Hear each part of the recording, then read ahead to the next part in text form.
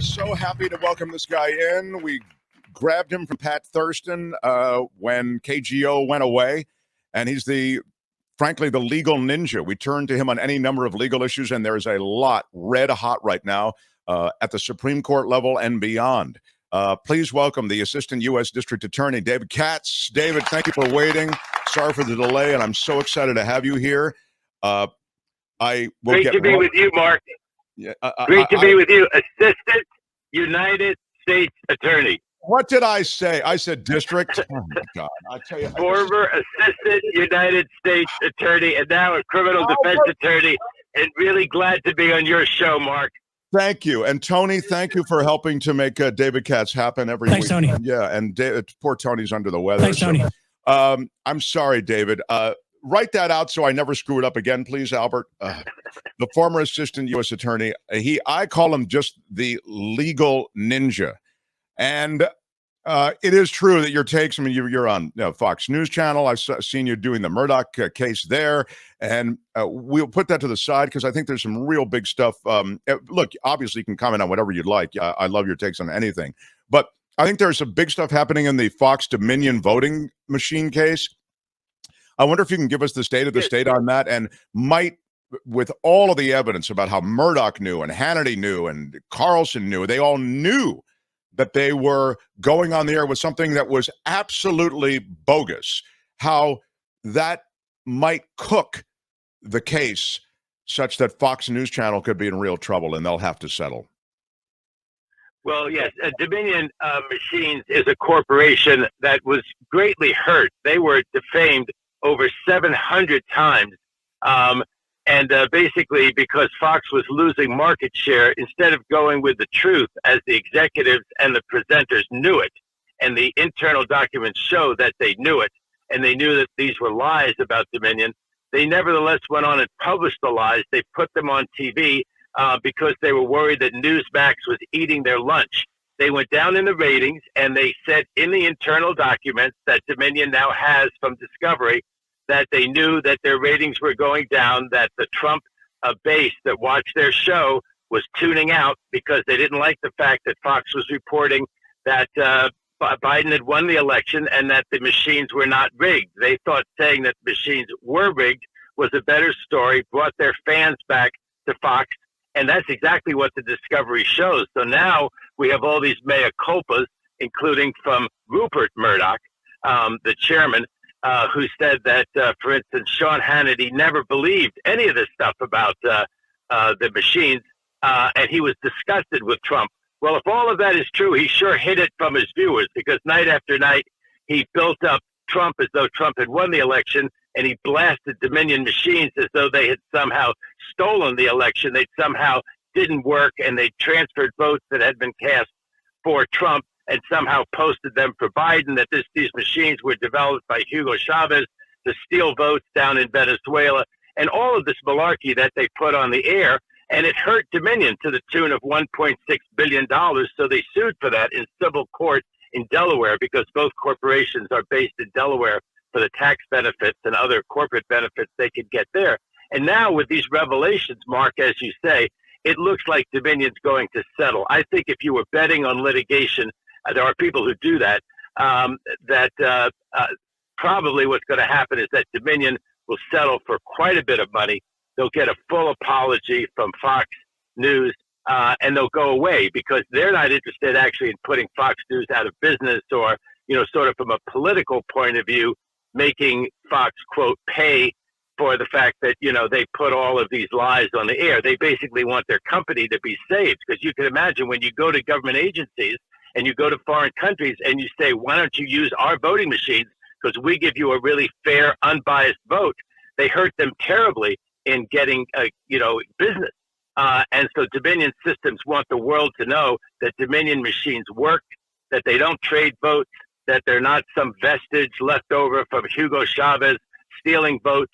And, of course, they want a lot of money because they lost business in the interim. So my bet is that the case settles, because right now Fox is just getting killed. And right now the company has moved for what's called summary judgment, which is that with all of this evidence that we have, with internal memoranda written by, including the top hosts, that we ought to win without a trial. There's nothing to try here. We have shown actual malice. We've not just shown reckless disregard by Fox and its top executives and presenters, Mark. We've actually shown the hardest thing to prove, that they knew and published falsity anyway for business advantage. It's one of the strongest cases ever been brought for defamation against a major news company, and may, if it does go to trial and it goes to appeals, will probably present a new standard. I mean, New York Times v. Sullivan will still stand for the proposition that it's very hard to sue the media and that you have to hit this very high hurdle called actual malice. But it'll be a leading case. I mean, law students will have to read New York Times versus Sullivan, and then if this becomes a tried, appealed case, they'll have to read Dominion v. Fox News. Wow, what a brilliant summary. You know, it's funny, when this all started, before the case was launched, I said on the radio that I thought this lie, I mean, it just seemed so clearly a lie. If Dominion had actually had a computer program that was switching votes from Biden to from Trump to Biden, why did they just switch those votes and not the House votes? And, you know, and why not more Senate seats? I mean, it was just absurd. I mean, like, you know, it's the worst plan ever. I said, look, there are real damages being done to these voting companies. You know, Dominion, in this case, is being smeared. And you just pointed it out. I mean, there's a real stink around the name of Dominion. So you can really demonstrate the damages, which they've done. And then, as you've suggested, they've detailed all the ways that Fox knew what they were perpetuating was an absolute lie.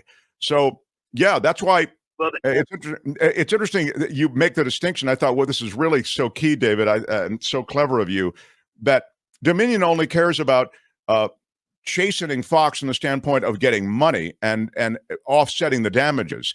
They're not in the business of healing the dog that is Fox. That is, they're not in the business of correcting the toxicity of news that comes, quote, news or information that comes out of Fox. Yes, well, you know, Pat Cipolloni's law firm represents Fox News. That's kind of an interesting tidbit. And the law firm that represents Dominion, which has really, so far as we could see, done a terrific job, they go around suing the news media, including the liberal news media. So sometimes I don't like very much the lawsuits that they bring. But they seem to have a very righteous case here, and getting these internal memos. You know, one of the things that's remarkable is just how freely these presenters all write. When I presenters, I mean Hannity. They invited Sidney Powell and Rudy Giuliani on the show. They have emails between among Hannity, Laura Ingraham, and Tucker Carlson, where Laura is saying things like, "This Sidney Powell is a nut. Nobody wants to work with her. Nobody wants to work with Rudy either." But then, as I say, after Newsmax starts to eat their lunch, there's a real turn in them, especially by Tucker Carlson. He just emerges as such a scoundrel and a villain from this, because he actually writes, "Hey, we're losing market share. Hey, don't you guys see what's happening to the ratings?" And then there's somebody at Fox who actually fact checks the Dominion story. And she comes up with the idea that, you know, well, fact checking it, there's no facts to back it up. We're putting stuff out there that's just not true. That's my fact check. And Tucker Carlson says, "Get her fired. Get her fired." You know, multi-millionaire like Tucker Carlson wants to get some poor working journalist fired from her job for telling the truth in a fact check. So he looks terrible. And apparently Fox has embargoed the whole story. Apparently they're just not reporting on it at all, which, of course, if they were going to give a slanted report, that wouldn't be good. But I mean, they're not giving an honest report of what happened because, of course, they look really bad, and they don't want to tell the habitual Fox viewer, the person who just looks at Fox News, "Hey, we really screwed up." Murdoch apparently had the idea of doing a huge mea culpa, a corporate mea culpa, a group mea culpa on January 5th. They were going to have all three of those top presenters basically say on the air, "Trump lost, Biden won. That's the way elections roll. We'll win the next one." And Dominion didn't do anything wrong. That press conference was never held. That was never put out. And of course, we had January 6th the next morning. Think about that, how they could have stopped Fox and its top presenters that from happening. Now, let me just say this. I've been on Laura Ingram's show, and she's been fine with me. I've been on Trace Gallagher and talked to him mainly about criminal stories with the two of them. So I've had a very good personal relation with them. And, the funny thing about Laura is Laura clerked on the United States Supreme Court. I hope we're going to get to the student loan story, but she clerked on the United States Supreme Court. So she's very smart, but of course she's very opinionated. And, she tells basically one side of the story. Well, she also she's so sharp-tongued but that's kind of the magic of Fox News, that they're flamethrowers. But yeah, look, they're all good broadcasters. They're way skilled, good communicators, and that is what makes them so dangerous. You mentioned the SCOTUS case. Can I tell one last story while we're on the topic? I was on with Laura Ingraham in Washington, D.C. There were 5 of us, her, 3 other people from the right, and me, David in the lion's den. Not Daniel, but David in the lion's den. You were the legal and I held my own. You're taking them all on. Yeah, what happened? I held my own, but the remarkable thing, Mark and Kim, was that that was when she had called the one of the victims of the Parkland shooting an actor and impugned him and so forth. So all of her major sponsors had canceled, and they figured for the money we're making from advertising, to hell with it. So we went 38 minutes straight on the air with no commercial break. The camera on you all the time. So it was quite an experience in Washington, D.C. And I was not invited back on, but I tell you, I fought 4 against 1. And it was so ridiculous because they wanted to talk about the famous footnote in the FISA warrant. And I told them all, I believe in the 4th Amendment. I'm a criminal defense attorney. This is not that warrant. That FISA warrant was good. That guy in Trump's camp looked like he was a spy, and whether they dropped that footnote or changed that footnote, those judges would have issued that FISA warrant. You guys, there's no there. All of the Trump investigation is not fruit of the poisonous tree. Criminal Defense 101. And as I say, I got that in, and with people screaming in both of my ears, the other 4 of them, right?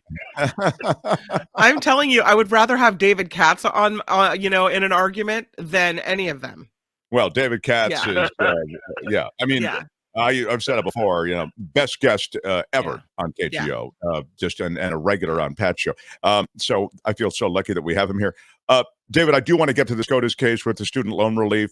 It's being challenged, and it's being challenged in certain specific ways, even with laws that seem to be, I think, fairly arbitrary in terms of the imposition of these references. And I've got a piece of audio to play you from it's from Gorsuch. Yeah, but I'll get to that in a second. First, give us a sense of what's happening in terms of the student relief case that's now being argued in oral arguments before the Supreme Court. Well, the case is extremely important, and it may seem dry to some people, but it's sure not dry to the 25 million Americans who've asked for relief from their student loans. About 15 million have been granted of those 25 million requests. And the impact of the case is that if it's struck down, not only will those 25 million people have to pay, but apparently the 15 million people who've gotten a, quote, approval to not pay, those are going to be undone. Now, the good news, though, for the administration, for the cancellation, the termination of the loans, is that it looks like this case may be in trouble. I know a lot of commentators don't feel that way, but there's a big standing issue in the case. And that may be why 2 conservatives joined the 3 moderates and liberals on the court to produce a 5-4 vote to say that this challenge doesn't have standing. There are 2 different cases. Some of them are just brought by 2. One is just brought by 2 taxpayers. And the conservatives have policed this doctrine of standing and said, just because you're an unhappy taxpayer doesn't mean you can go to court.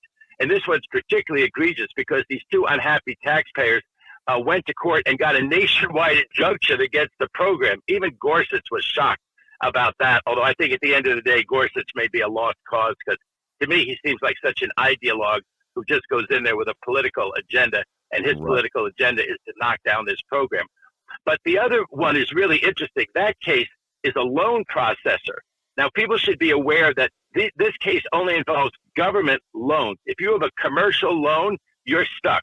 As things stand right now, you have to pay your commercial loan if it's from a commercial loan company. But there's a lot of these administered by the government. And this one in Missouri is administered by the government. And what they're supposed to do is to make loans, take loans, and somehow balance the books and make some money and give it to Missouri. Now, the irony is they haven't made any money and given it to Missouri in about 10 years, which was also brought out. But the idea is that they actually have standing because they actually lose something. If there's no money coming in, the argument goes, they can't make as many loans going out. So they're hurt in that sense. Nevertheless, it looks like they don't have standing because they, although they have standing, have not brought the lawsuit. Missouri brought the lawsuit in the name of getting revenue from this company, and that may be a bridge too far, and that may get Roberts, maybe Gorsuch, maybe Kavanaugh to join the liberals. But the problem is, if they reject this claim only on standing, everyone will see that they rejected it only on standing. They'll see the fact that 6 of them seem hostile to the program, and someone else will run right into court, and they will make the same claim, and they'll have standing. You with me? They'll have a better plaintiff. They'll have a better plaintiff, and so it'll be on very thin ice. It'll be on very thin ice, even if it loses only because of the lack of standing. Can you play the Gorsuch audio real quick, Albert, as we talk to David Katz? Because I thought this is so revealing for who he is and what he actually begins to make the case that's not being made. He starts to argue for the plaintiff attorneys. Here we go. The government of offering that benefit to borrowers. Again, not just the cost of the government. I'm sorry to interrupt. This is Gorsuch now. What I think they argue that is missing is cost to other persons in terms of fairness, for example, people who've paid their loans, people who don't have planned their lives around not seeking loans, and people who are not eligible for loans in the first place, and that $500 billion is being diverted to one group of favored persons over others. I think that's the nature of their argument, in addition to, as you point out, the cost of the fisc. I didn't see anything in the memorandum that dealt with those kinds of questions. And if there is something, I'd be appreciative if you could point me to it. No, there's not. Okay, so stop right there. David, you heard that. He's introducing an argument, Gorsuch is, that isn't even being made by the attorney. Well, it's purely political, that question, because whether it was a good idea or a bad idea, whether it can be characterized as, helping Ivy League kids who got to go to college and got all the social and other benefits of having a college education, and it's not helping working class guys who never took out a loan. That's for Congress to decide. And the argument here is that Congress did decide. There's something called the HEROES Act passed after 9/11, where they said that the executive branch can modify or waive payments in a national emergency. Now, of course, they had 9/11 in mind. Trump used that language, and his education department used that language, modify or waive, to suspend payments on student loans if they were administered by the government, right? Not the commercial ones. Trump did that, right? What Biden did, because he ran on this, was he extended what Trump had done, and he said, I'm not only going to extend it and keep suspending payments, but I'm going to terminate payments. And that is what amounts to $400 billion if you terminate the payment. Now, if all of this gets struck down on the merits, I think what Biden is going to do, and pretty quickly, is to come up with a plan that waives or modifies, because he has congressional authority to waive or modify. Now, of course, having your loan modified, let's say you don't have to pay anything for 2 years, or you only have to pay 5% of your income as your loan payment every month. That modification would still accommodate the people who are suffering under this, huge weight of their old student debt year after year. And, it's changing people's lives. They can't buy a house. They can't buy a condo. They have a terrible credit rating. They can't even buy a car. And, just putting food on the table. So these are real people who are hurt by this. But the problem was that even when Biden had the majority, remember, he had to get Sinema and Manchin to vote with him. He couldn't solve this problem. And because there is political backlash, there's, as the Chief Justice said, take 2 guys. Neither one has the money to go to college. One of them borrows money to go to a 4-year college and gets a degree and has a better future. Another guy has a lawn care company he borrows the money from a bank. After 4 years, he has to pay the money back to the bank. This guy didn't get a break. The college kid did get a break. Biden's been always worried how that looks. I think someone like Manchin is worried about how that looks if he runs for re-election in West Virginia. But Justice Kagan asked a great question, which was, look, Congress didn't make a law that said you can modify or waive loan care loans. It passed a law that said that you can modify higher education loans. That's what HEROES stands for. Higher education modification and waiver of loans in times of a national emergency. We just had a national emergency, the pandemic, for a couple of years, and that is why Trump himself said he had the authority to do it. I think Biden surely has the authority to do it, but the word terminate, the word cancel, may be too far. And if they knock it down on the merits, I think that's where they're going to go, on knocking it down on the merits. And of course, Biden still has the option of modifying it, and they could still try to get the Republicans, but with the House, it may be very difficult to get the House to do anything. I think they would like to run, we're the friends of the working class. All Biden and the Democrats want to do is cancel these loans for the rich kids who got to go to school. And the answer to that is going to be no. It's not just for rich kids who went to school. Those 25 million people aren't all rich kids who went to school. They're people who borrowed money. They advanced in life. The guy who didn't, who started the lawn company, well, wait a second. He could have had a very successful lawn care company. And so I think that the Democrats will definitely run on this. If the Supreme Court knocks it down, they're going to say, there they go again. There goes the Supreme Court again, Mark, right? They knocked down the environmental regulations. Now they're knocking this down. They have this crazy idea that Congress's intent has to be so clear.